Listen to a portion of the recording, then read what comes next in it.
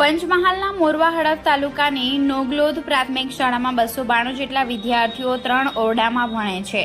પંચમહાલ જિલ્લાના મોરવા હડફ તાલુકાની નાગલોદ ગામની પ્રાથમિક શાળામાં હાલ 292 જેટલા બાળકો અભ્યાસ કરે છે, પણ આ શાળામાં ફક્ત 3 ઓરડાઓ હોવાથી આટલી મોટી સંખ્યામાં વિદ્યાર્થીઓ તેમાં બેસીને અભ્યાસ કરે છે. આજરોજ મોરવા હડફ આમ આદમી પાર્ટી પ્રમુખ રમણભાઈ બારિયા તેમજ ગણપતભાઈ બારિયા તેમજ ગામના નાગરિકોને સાથે રાખી શાળાની મુલાકાત કરી હતી અને શાળામાં વ્યવસ્થા બાબતે જાણકારી મેળવી. ત્યારે જાણવા મળ્યું કે હાલ ચોમાસાની ઋતુમાં પણ વિદ્યાર્થીઓ ખુલ્લામાં બેસીને ભણે છે અને શિક્ષકો ભણાવે છે. જે ઓરડાઓ છે તે પણ સાવ જર્જરિત હાલતમાં છે. જો આ શાળાની અંદર કોઈ પણ અઘટિત ઘટના બનશે અને બાળકોને નુકસાન થશે ત્યારે કોણ જવાબદાર ગણાશે એ પ્રશ્ન છે.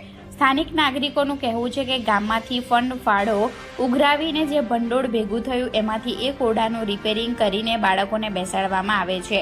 તો અમારે આ સરકાર તેમજ વહીવટી તંત્રને જણાવવાનું કે જો ગામ લોકો ફાળો કરીને શાળાઓનું રિપેરિંગ કામ કરશે તો નેતાઓ પોતાની ગ્રાન્ટનો ઉપયોગ ક્યાં કરે છે તે તપાસનો વિષય બને છે. આ પ્રકારની માહિતી જિલ્લા પ્રમુખ દિનેશ બારિયાને થતાં તેઓએ ભાજપ સરકાર અને ભાજપના નેતાઓના કારણે શિક્ષણ વ્યવસ્થા ખાડે ગઈ હોવાનું જણાવ્યું હતું.